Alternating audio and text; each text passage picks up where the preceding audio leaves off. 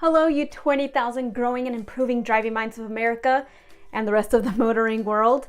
You have spoken and we have listened. Welcome to our all-new earth-shattering, life-changing video, the DMV Files Secret Undercover DMV Test Questions Mystery Exposed.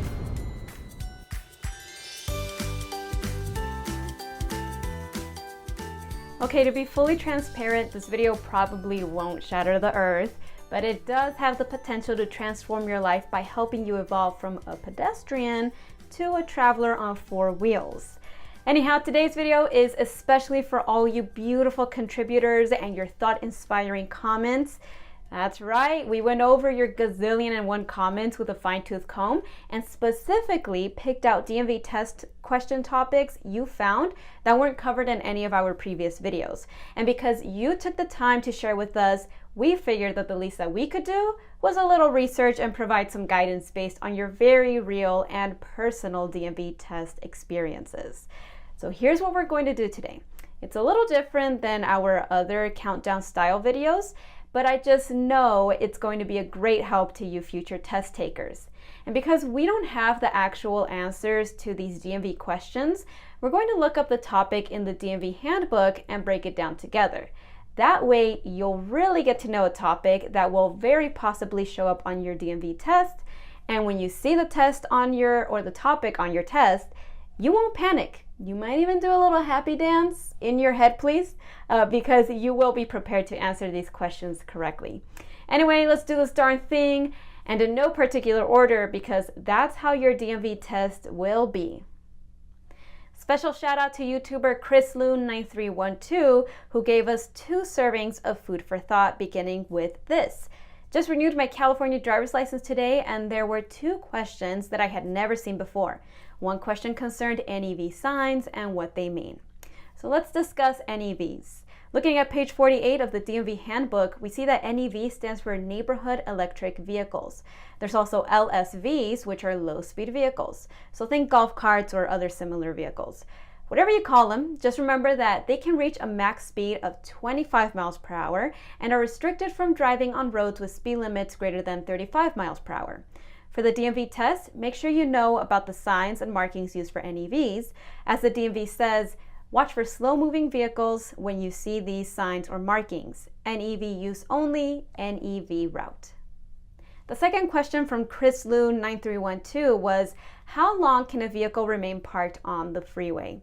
The answer to this tricky question can be found on pages 30 and 31 of the DMV Handbook under the heading Illegal Parking. If we scroll down a bit, we see the answer to Chris's question is 4 hours. But don't take it from me, here's exactly what the DMV has to say. If you must stop on a freeway, park completely off the pavement and stay in your vehicle with the doors locked until help arrives. A vehicle that is stopped, parked, or left standing on a freeway for more than 4 hours may be removed. So just to clarify, you should not park on the freeway, but if you must stop for an emergency, now you know you have 4 hours to move it before someone else removes it for you. Our next DMV test whodunits come from YouTuber 949Drew, who was literally mind-boggled, in his words, by a few questions he missed on that DMV test. For starters, he asks, how do you dry out wet brakes? The answer to that humdinger can be found on page 64 under the section about skids. The very last paragraph in that section reads, if your brakes get wet, you can dry them by lightly pressing the accelerator and brake pedals at the same time. Only do this until the brakes dry.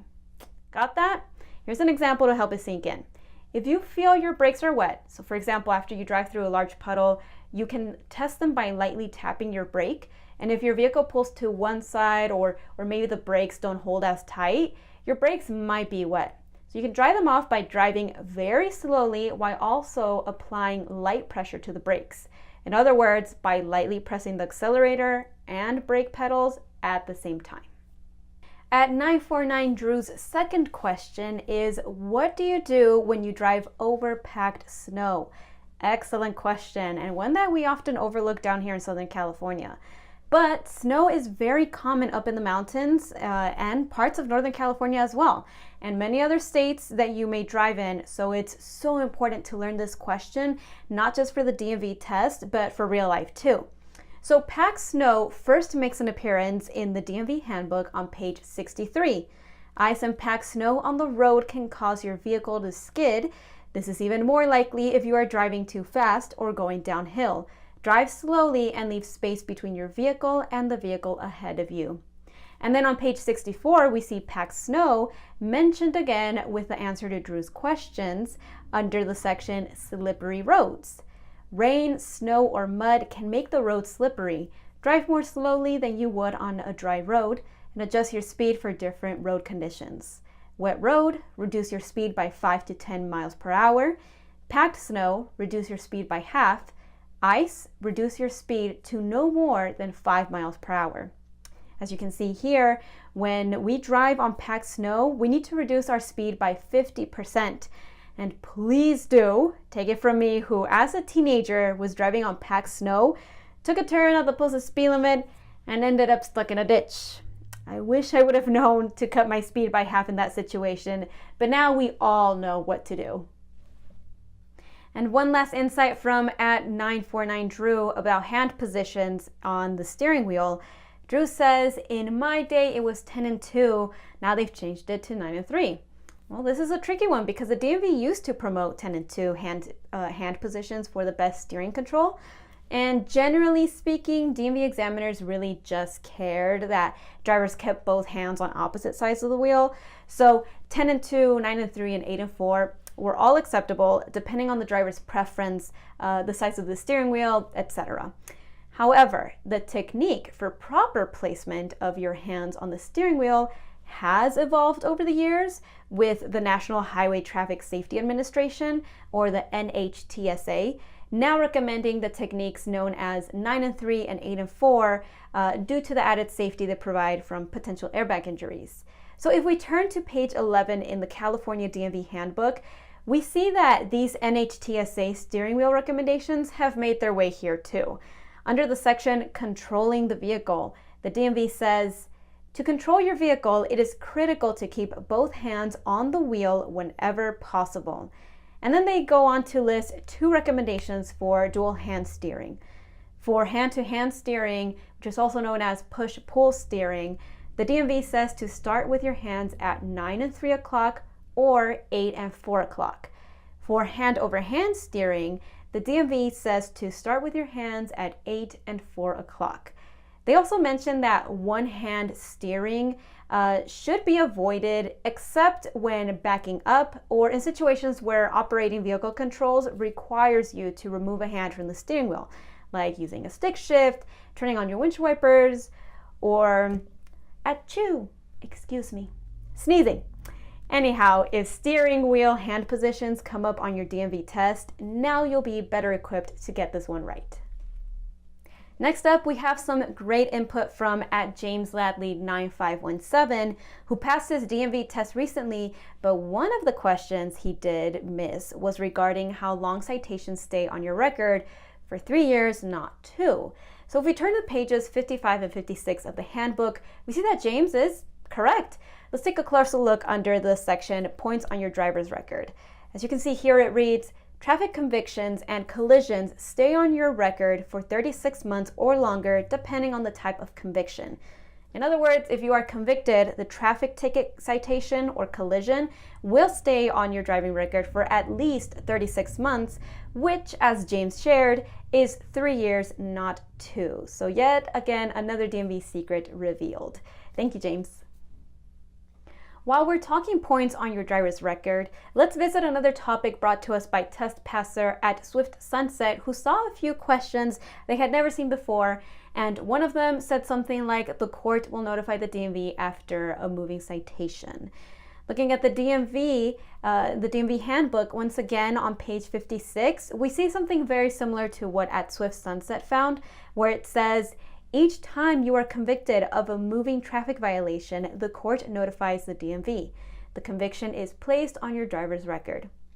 So, if you get a question asking when the court will notify the DMV of your moving violation, remember that the answer is each time you are convicted.